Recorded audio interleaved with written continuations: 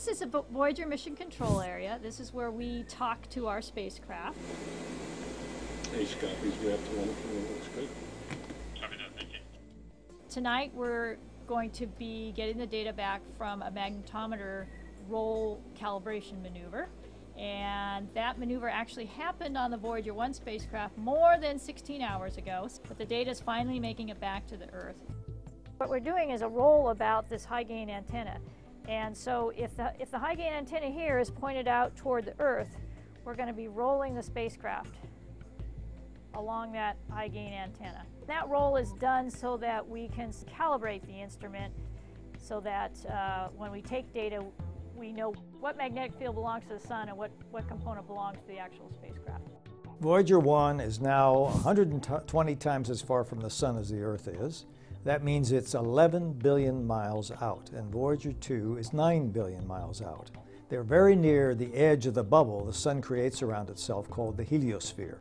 We're getting very close to the boundary. We don't know how close because no spacecraft has ever been there before. But it could be another few months, it could be another few years, but it's probably not much longer than that. We travel 1 billion miles every 3 years. You can't see the bubble the sun creates around itself because it's invisible, but we can see an analog of it in a sink. If we turn the water on very fast and look at the bottom of the sink, we see that near where the water hits the bottom of the sink, it's flowing very fast radially outward in all directions and getting thinner until it abruptly slows down in this thick region and turns around and flows down the drain.